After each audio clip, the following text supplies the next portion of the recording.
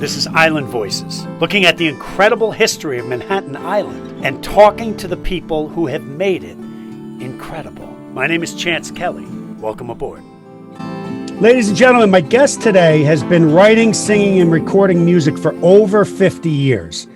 He has recorded dozens of studio albums over that time, along with several live albums and several soundtrack recordings, including work on Boardwalk Empire, which itself has led into yet another dimension of a long and storied and layered career. And we will talk about that as well. Stephen Holden, who knows something about it, who's written for the New York Times, Rolling Stone, Village Voice, said of this gentleman that he has proven to be far and away the most candid diarist among the singer-songwriters who brought confessional poetry into popular song. He wrings more human truth out of his contradiction than any other singer-songwriter of his generation.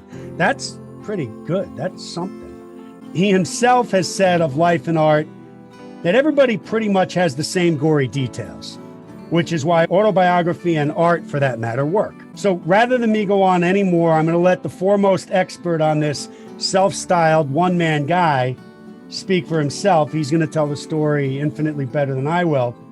So with that, I'm extremely honored and happy to be able to introduce you to my friend and not so distant family relation, singer-songwriter Loudon Wainwright III. Welcome, Loudon. Hi, Chance. How are you? Great. It's great to see you. Good to be here. So I've been listening to your work with Vince Giordano. Mm-hmm. And the album is I'd Rather Lead a Band, right? Right. I tell you what, man, I love your music. Uh-huh. And that's not really that's not, you didn't write those songs, but it's amazing. It fits you like a glove. Well, I'm glad you think that. I mean, that was a real, you mentioned Boardwalk Empire. I did I sang on some music that Vince played on for some episodes of Boardwalk Empire, and we also did years ago, I think in 2003, we did the music for The Aviator, which was a Martin Scorsese movie. Yeah. Which was also a period piece of that kind of popular 1920s, 30s music. The Great American Songbook, it's generally called. So Randy Poster, who's a friend and a music supervisor, said we should do an entire album together. I didn't think it would happen, but they pulled it together, and we recorded it. We did it in 2 days, although it took a long time to decide what songs to sing. But it was a very happy experience, and I'm very pleased with the way that it awesome. turned. And you recorded it not too long before this whole COVID thing broke out, right? Yeah, probably we recorded it. I remember we recorded it in September because one of the days was my birthday. I think it might have been it'll be 2 years this coming September. Okay. So I think you had some live plans around that COVID put a quash on. Where are those at now? What's the plan? Well, I just got in touch with Randy, actually, and he said, let's start thinking about some live shows. So despite the fact that the record is relatively old, it got some good press, and people like Terry Gross at Fresh Air on NPR loved it. So hopefully when things lift a little more and we can go out and perform it somewhere, probably in the New York area, because all the players, these great musicians, generally they all live in New York or New Jersey or Connecticut. So it would have to be in the tri-state area somewhere. Awesome. As it should be. I mean, it has that old time New York feel to it. It's just such a great sound. I love it. It's really great stuff. I love listening to that stuff. And again, your voice just really seems like you belong there. One reviewer said of it, what this collection illustrates is your ability to find the emotional core at the heart of these songs and deliver it with style and grace, like the true rascal you are. Now, I hadn't been fully enlightened to what a rascal you really are entirely until I started doing a little more research on you for this interview. You were quite a rascal. Was I? Oh, I yeah. Remind me, what did I do? Yeah, I'll be happy to. I'll be happy to. We'll get to some of that. But you also said that this experience was freeing because you could shed your Loudon Wainwright the thirdness. Yeah. I've been, as you mentioned, I've been writing songs and recording and doing shows for a half a damn century now. And, as you're a performer, so that in the beginning you have to kind of create a kind of character, in a sense, that you present to an audience. Right. So I wrote a certain type of songs, kind of sarcastic, hopefully funny, ironic, self-deprecating, and I kind of created this persona, and that's this Loudon Wainwright the third guy. So to be able to put that aside and just take these songs, which a lot of your audience, I assume, would be familiar with some of them. My Blue Heaven, Yeah, and Ain't Misbehaving, for instance, are generally well known. But to just approach the material like an actor would, really, and just try to find the emotional life in the lyric and in the music which Vince made was a real pleasure and a nice change. Yeah, I got to believe it was. And it's got to be important to have a freshness to your career. I mean, you don't need to reinvent yourself, but it's nice to be able to find little pockets of reinvention like that, like this thing that you're doing. So that's great. I really hope to be able to see some of that stuff live. And it's just what a great added dimension to a multi-dimensional career. I know you said that early on you stopped listening to the competition because you early on you sensed an importance. I don't remember the actual words, but you sense how important it was to be unique, to be individualistic, to think in your own way. But that being said, that was 50 years ago, and you're going to leave that alone. I just want to ask you about a couple of other performers, singer songwriters who I don't compare you to, but these guys, I do see threads that, I hear their songs and their songwriting, and I say, okay, yeah, in certain ways I can relate that to what Loudy does. And one of those is Harry Chapin. Did you happen to know him at all? I did know Harry Chapin. I knew him, we were contemporaries. Had he lived, he would probably be 74 or 75. I think he was just a few years older than you. Yeah. But I knew Harry. He was, would you believe, an absolute sweetheart. I would, yeah. He was the nicest man. Wow. Normally performers are competitive with each other and, kind of egomaniacs. But Harry was there's nothing he was just a wonderful, friendly, nice. Yvonne was a son of a bitch. Yeah. Okay. So different guy. But only in a great way. I mean, He was irascible and disagreeable and combative. And I don't think he did a lot of charity work. Yeah. He was a great songwriter, though. He was, yeah. And we did not do any shows together. Again, he was a contemporary of mine. I'm a fan of his work. Yeah. And very funny. And anybody that can make me laugh gets a pat on the back. So Warren Zevon was a great songwriter. Yeah. Yeah. And it occurred to me, you've had a harder job, because you've had to keep doing it for several decades than both those guys. Yeah, those guys died early. Look. No, you love doing it, though. I can tell. You saw Bob Dylan at the Newport Folk Festival in 1963, and there was a whole lot of identification going on. The not-so-nice Jewish kid from Hibbing, Minnesota, sounded like a 60-year-old black blues man who'd listened to a ton of Woody Guthrie. Yeah. Is there still any of that identification going on? Well, Bob, Bob is if we're talking singer-songwriters, and we've been mentioning and certainly male singer-songwriters, although there are plenty of great female singer-songwriters. Yeah. Guys with guitars, Dylan, by virtue of this is no news to anybody. He's the Muhammad Ali of singer-songwriters. Just the amount of brilliant work he's done is just incredible, and he was a huge influence on me. And you mentioned that I didn't want to listen to people. The first person that I decided I couldn't listen to anymore when I started to write my own songs was Bob Dylan. Right.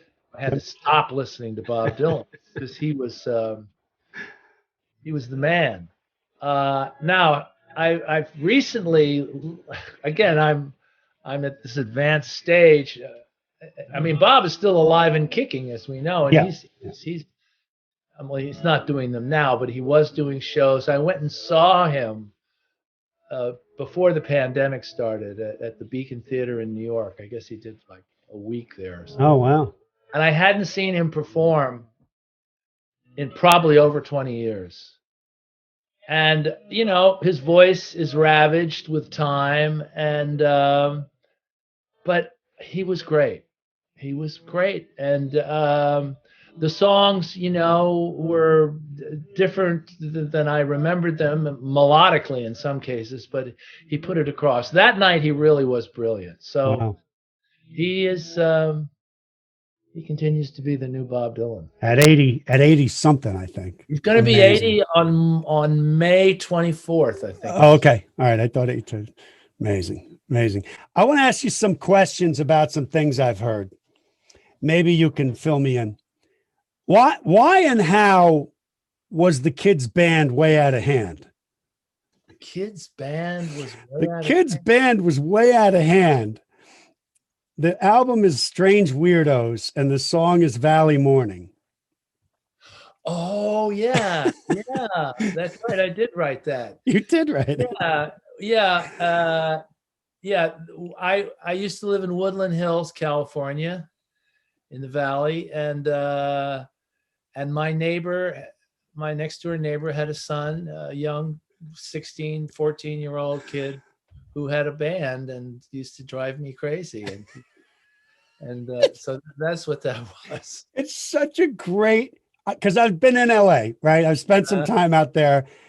You capture that LA vibe so, especially up in the Valley.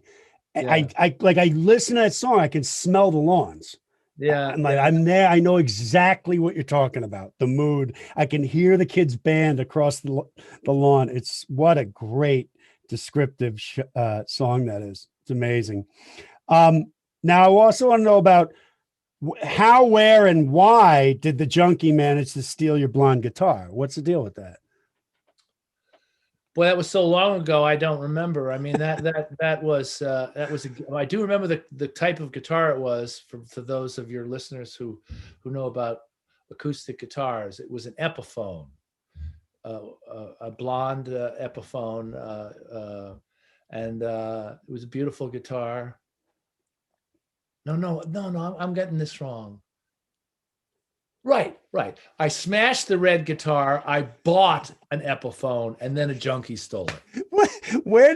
Where? What street? It was New York, right? It was New York. I probably bought it down at Matt Humanoff's that used to be on Bedford Street. Yeah, I remember that. That. No, they're on Bleecker Street. Yeah. Well, actually, they're closed. They were. Yeah. But the guitar that was stolen was an Epiphone. The guitar that I smashed, the red guitar, was a Gibson Hummingbird. Oh man, it's great. All right, there's something else I want to mention to you that though it may stink to high heaven, when I listen to it now, it's infinitely more bluegrassy than I remember, and it's infinitely more like happy and upbeat than I remember. You're referring to Dead Skunk. I am. And which I'm sure will be in the first sentence of my obituary.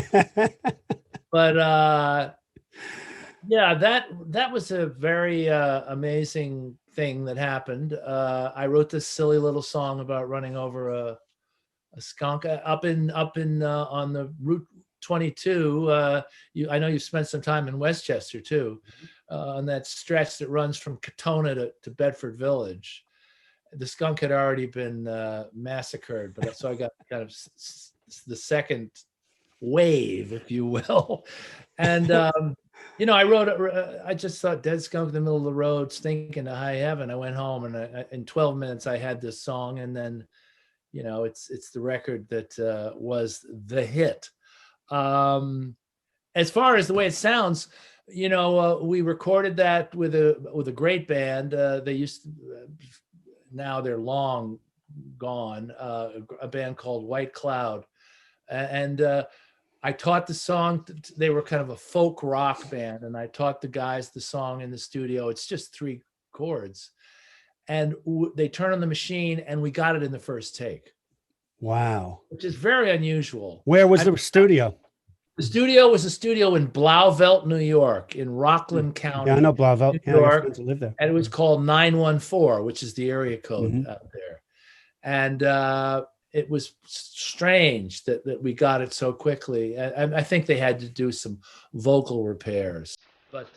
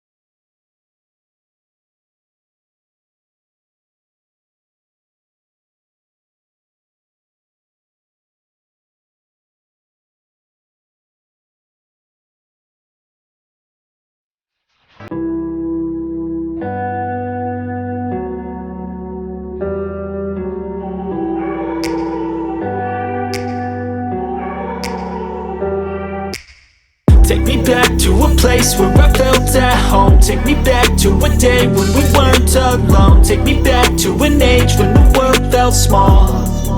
Way back before we blew it all. Take me back to a place where I felt at home. Take me back to a day when we weren't alone. Take me back to an age when the world felt small. Way back before we blew it all. Too many things going on, I can't keep track of them all. From people dropping a bomb to people putting up walls. I feel like life is on hold, perception stuck in a vault. I know that time can heal all, but how much time till we fall? It's awfully chilly outside, when there's no shelter to hide. When everything is a lie, you'll find that out in some time. But when the things on your mind are all considered a crime, communication aside, we'll all just fight till we die. Is this an argument, or just the start of it? Either way, I don't wanna be a part of it. Can I just get some space? I don't have the heart for this. I can't be picking up the pieces, fixing scars from this. Is this an argument, or just the start of it? I wanna drive away so I can be so far from it. I wanna find a place where no one breaks their promises. Or maybe drown myself in something that is bottomless. Take me back to a place where I felt at home. Take me back to a day when we weren't alone. Take me back to an age when the world felt small. Way back before we blew it all. Take me back to a place where I felt at home. Take me back to a day when we weren't alone. Take me back to an age when the world felt small. Way back before we blew it all. I know that things seem bad, but they could be much worse. There's always someone else who has a greater curse, a greater thirst, a hunger, pain, and mercy. Just find whatever you got and try to be thankful first. I wanna feel again, I need a couple friends. I never really understood just how the story ends, but I can feel it's tense, don't know the consequence. The volatility of life, my only confidence. Is this an argument, or just the start of it? Either way, I don't wanna be a part of it. Can I just get some space? I don't have the heart for this. I can't be picking up the pieces, fixing scars from this. Is this an argument, or just the start of it? I wanna drive away so I can be so far from it. I wanna find a place where no one breaks their promises, or maybe drown myself in something that is bottomless. Take me back to a place where I felt at home. Take me back to a day when we weren't alone. Take me back to an age when the world felt small, way back before we blew it all. Take me back to a place where I felt at home. Take me back to a day when we weren't alone. Take me back to an age when the world felt... Your son is Rufus Wainwright and his sister Martha Wainwright, both of whom their mom was Kate McGarrigle, the singer-songwriter. All fabulous musicians. And you have a daughter named Lucy, whose mom is Suzy Roach. Both of them are singer-songwriters in their own right. And I remember Lucy when I was picking her up at, Anna's birthday party when they were 5 and feeding her cake. Yeah. And now she's out there in the world and to getting it done as a professional, just like you. Yeah, the kids, I have 4 kids, and 3 of them, Rufus, Martha, and Lucy are singers and songwriters. My other daughter is called Alexandra Lexi, and she's a writer. And I think she decided that, no, I'm not going to do that singing songwriting thing, but understandably so. So the writing seems to be the other option, right? Well, my dad, who you knew very well, was a great writer, a journalist. He had a wonderful column in Life magazine called The View from Here. And, when I was a kid, when I was 12 and 14, he was nationally famous. I mean, people, you're the son of the famous Life magazine columnist. And he was a great journalist and writer. So I think, myself and some of my kids, my sister Sloan is a songwriter. A lot of the family members are think about words and putting them together in the right order, I guess you could say. And I did mean to mention Sloane because she's a good friend of mine as well. And she's a fabulous performer, fabulous lady too. Now, you've written and performed a one-man show that you refer to as a posthumous collaboration with your writer father. And as you mentioned, that is somebody that I knew very well. In fact, that's how I know you. I met Loudon II first, Loudon Jr. as your dad. And so let me just explain to people real quick. My aunt, who was one of these super cool New York City writer aunts, and she was the one that took us to the statue and took us to the museums and the cool bookstores and Cafe Reggio and all that stuff. She was so awesome and fun. If she wasn't at our house, we were at her apartment in New York. And then one day she introduces us to a dude, and we're like, it wasn't like, hey, who's this dude moving in on our aunt? We loved Loudon. We loved your dad. Right from the beginning. He was just such a special guy, so different from most anybody else I knew. So smart, so accomplished, so gentle in so many ways. And it just turned into a really special relationship. He became a real uncle to me. Mm-hmm. And separate and apart from my Aunt Martha, he was a real figure, real close figure in my life. And we had a really, really special relationship. And he was just one of those guys that, he could have flaunted how smart and educated and accomplished he was, but he never did. Never. Certainly not to me anyway. And I do realize you had a very different relationship with your dad than I had with him, different stages of life and stuff, but what a special guy. And then you went on and said that you never wanted to be a writer because you had observed how hard and boring and lonely it seemed. And growing up, you know, you said, I watched my journalist father at work torturing himself while writing, trying to write, and worst of all, not writing. But just as your daughter Lexi is now a writer, I gotta tell you, buddy, you are a writer, and you have been forever. I think you know that now. But you wrote a book, and the book is called Liner Notes by Loudon Wainwright III, which you wrote in 2017. The actual title is, the entire title is Liner Notes, Loudon Wainwright III on Parents and Children, Exes and Excess, Death and Decay, and a few of my other favorite things. And sometimes I feel like doing books on Audible is a cheat, sort of. It's definitely the opposite in this situation. You have to get this on Audible because not only do you narrate it, but whenever you reference a song, you just break right into the song and you play the whole thing. It's awesome. It's easily the best Audible book I've ever had, hands down. And I've really been enjoying it. And I've been walking around with my earbuds in, laughing to myself like a lunatic because there's some funny stuff in there. And yeah, you were a rascal, definitely, at the construction site in Bedford when you were 16. Yeah, there's some real rascally stuff going on there.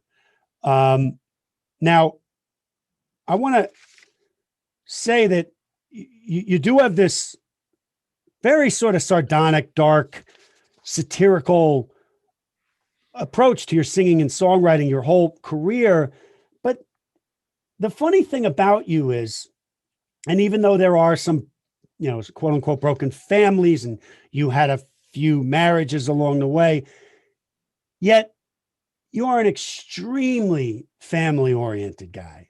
And it's funny because you have a real deep rooted sense of family, a real deep rooted sense of sweetness about staying close to that family. And you see it when you go to the shows and you perform with Rufus and Lucy and Martha and with Suzy. And what a great friendship you and Suzy have to this day. And you perform with your sisters. And I think it's really, that's one of my favorite things to see when I go and see your shows and your family shows, and how special that is. It's just a really wonderful, unique thing. And if I were introducing your music to somebody who just wasn't familiar with it, and I were going to throw out 3 songs, just because 3 is a good number. These are the 3 I would give them. The Days That We Die, which you sang with Rufus, and that's on Older Than My Old Man Now. Mm-hmm. Now, that was the first album that I bought as like a fan of Loudy Wainwright. I mean, don't take that the wrong way. You've always been around. I've known you since I was a little kid, but I bought that because of, I was like, this is a really interesting concept. And that old man, I knew really, really well. And that was a really beautiful, emotional album. How did that go with Rufus? Did you guys co-write that song? No, I wrote it. But it seemed, there's a section in it. Well, you have a guitar in the back and I know you play and sing. So, there's a bridge. There's 3 verses or something like that. And then there's a kind of musical change.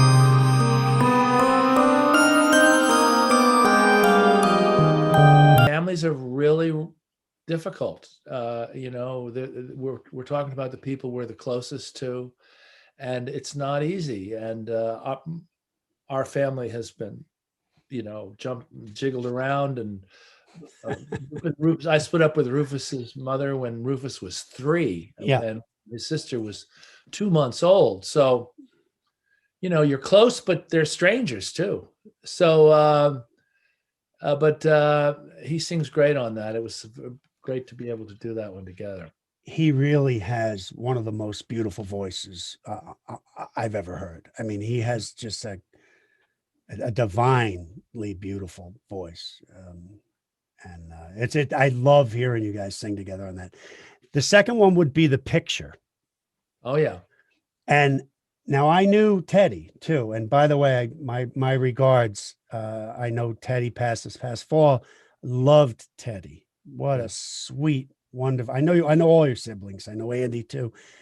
But that song, Loudon, my God, you just, those old pictures, you capture it. There are pictures on the piano, pictures of the family, mostly my kids, but there's an old picture of you and me. I know exactly what you're talking about. And then you were looking at my paper, watching what I drew. It was natural. I was older, 13 months more than you. This is your little sister. You were the oldest. She was the second. A brother needs a sister to watch what he can do, to protect and to torture, to boss around. It's true. But a brother will defend her, for a sister's love is pure, because she thinks he's wonderful when he is not so sure.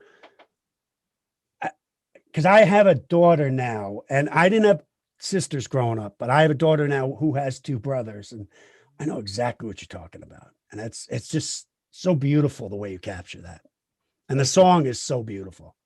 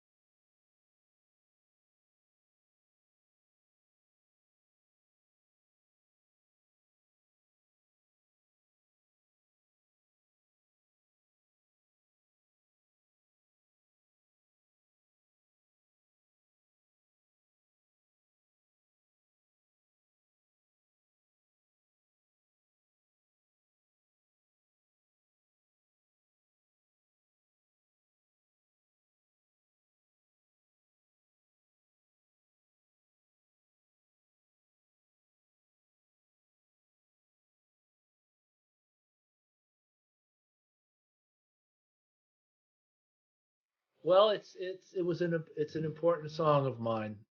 And it has a strong effect on people.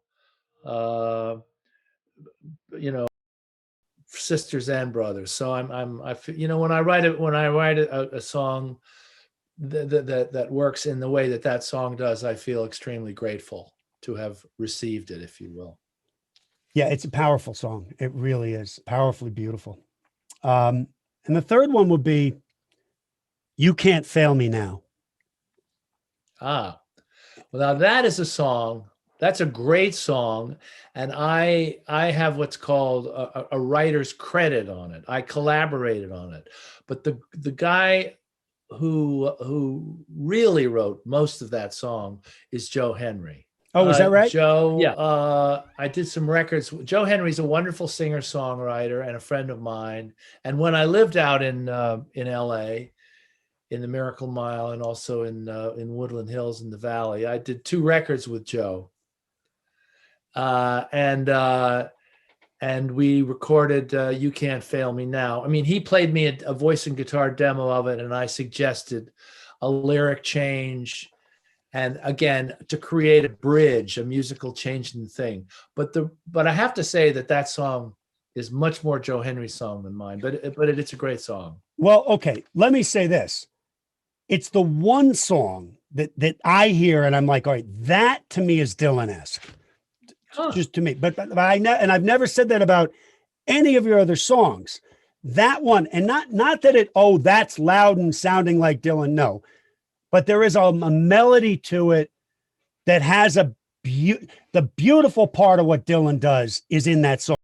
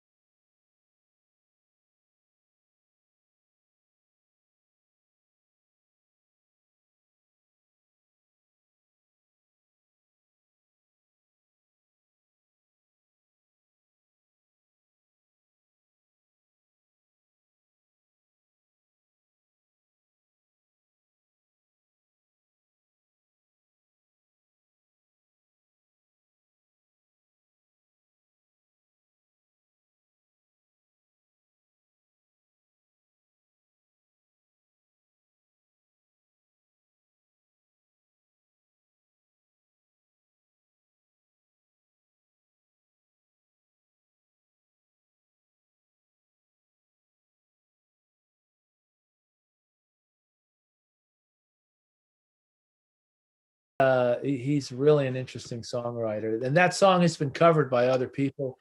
Bonnie Raitt recorded a version of it, and some other people have recorded it. It's a really good song. I wish I'd written all of it, but it's mostly Joe. Well, what you bring to it is really makes it your own. And I didn't know you didn't write it, but God, I love that song. It's just so beautiful. And that is on Strange Weirdos also. Yeah, beautiful song. I want to get to this show is essentially about the history of New York and connecting people who are connected in some way to New York. Now, most people on this show won't be connected in this way, but you have a whole different, another dimension to you that anchors you to the history of New York. And I mean the real history of New Netherland. You're not just related to Peter Stuyvesant. You're a 10th generational descendant directly from Peter Stuyvesant. And I looked it up. Yeah. Well, when I was a little kid, people, my parents and other relatives, grown-ups would say, there was before there was, my famous dad or Rufus or anything, my fifth cousin was a 5-star general called Jonathan Wainwright. Yes. Yeah. Who actually surrendered to the Japanese in Bataan or Corregidor or something like that. But he was a very famous, important U.S. general.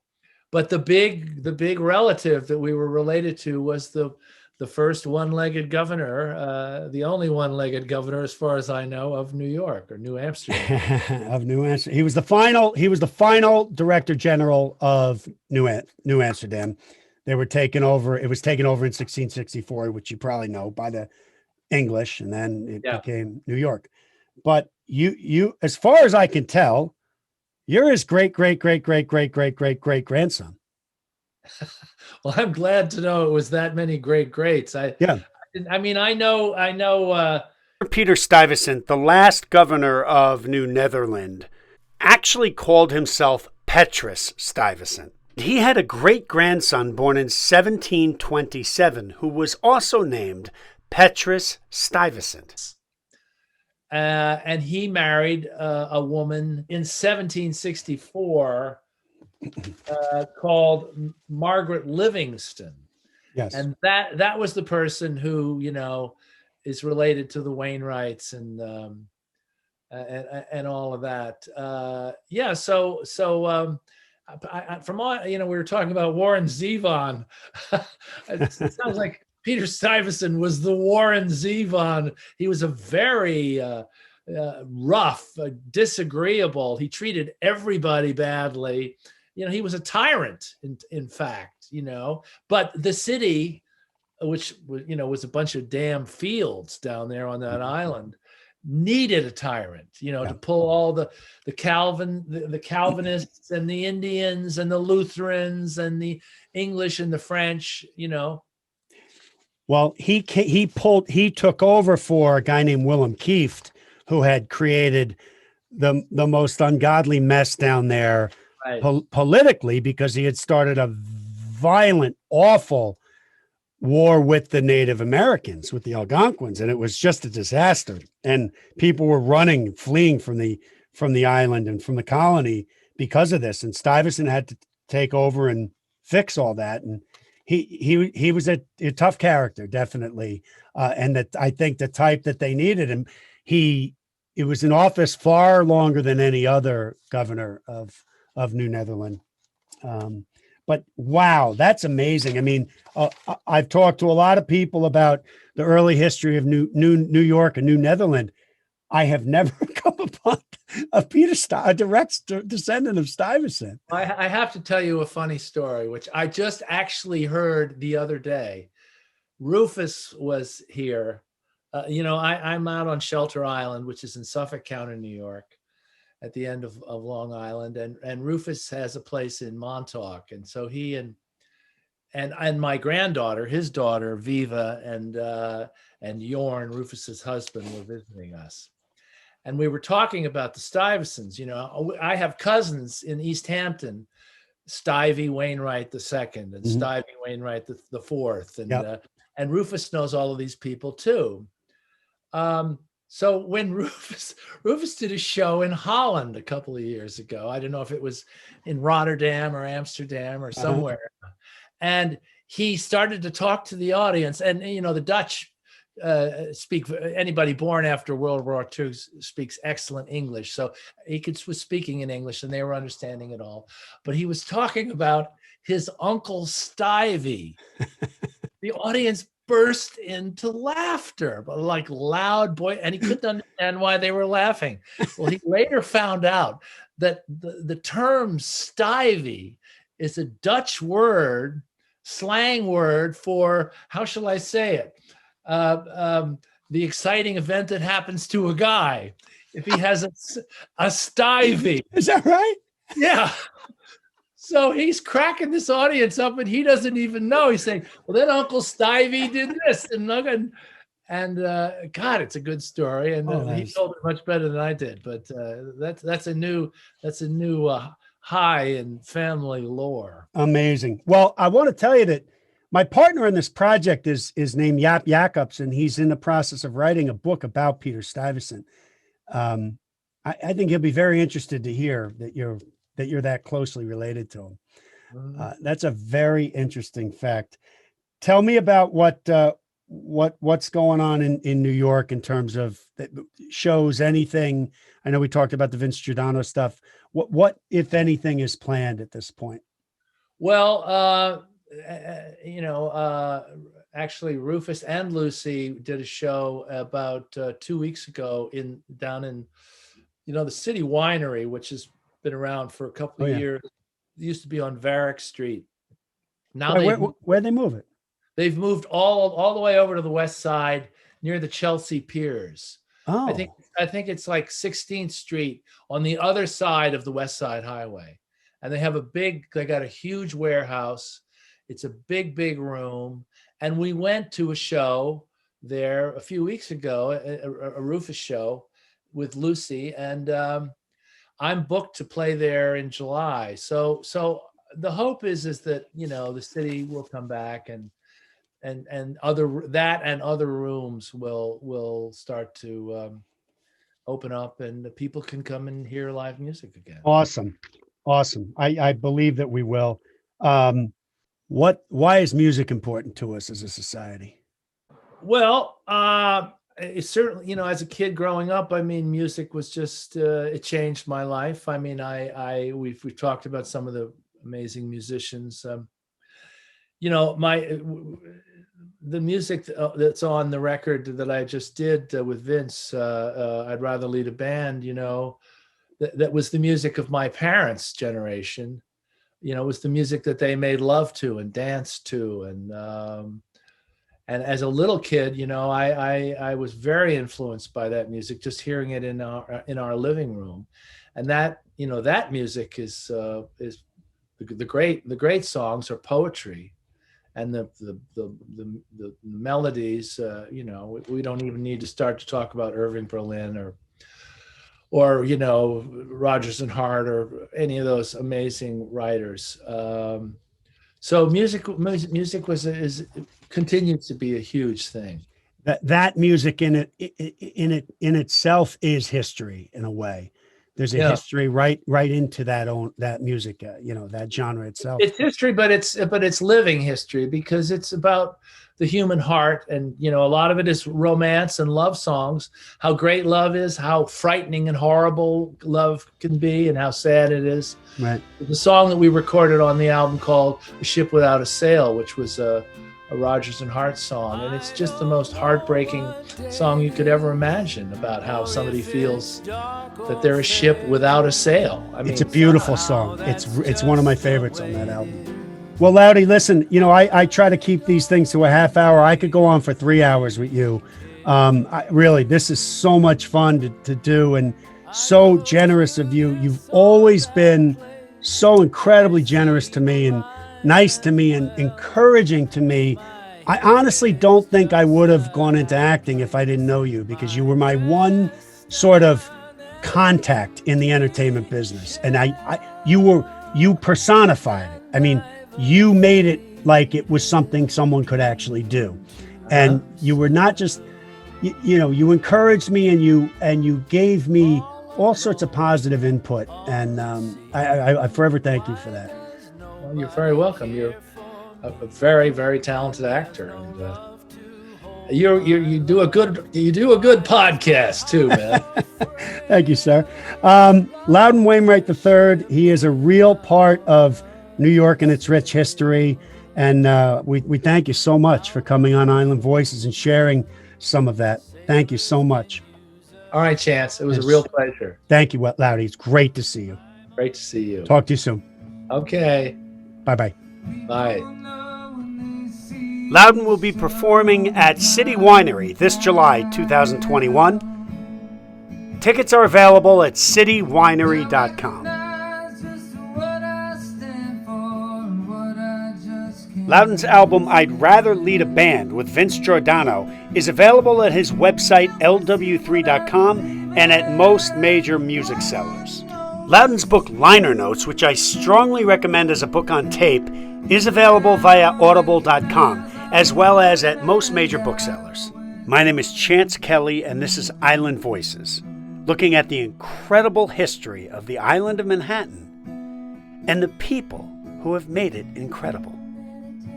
Now, Menson, if you want to delve deeper into the actual history of the island of Manhattan, the incredible history of the island of Manhattan from 1609 to 1909, well, then you must join us for our primary podcast, Island, available on Spotify, Apple, Google, and all major podcast directories.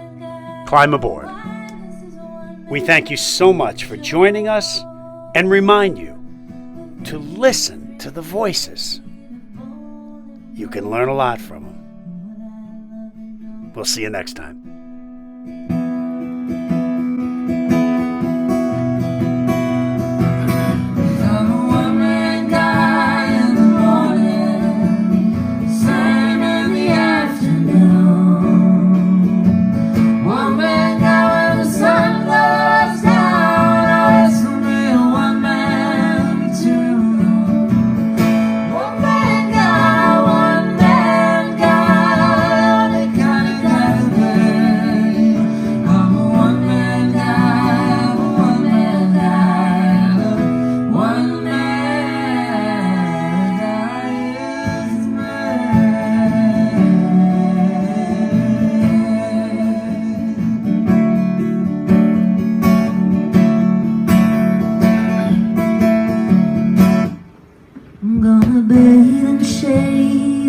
Myself beneath sorrow in the night. I'll unplug the phone, sleep alone, stay way out of sight. Sure, it's kinda lonely, yeah, it's sorta sad being your one and only is a selfish and dirty truth.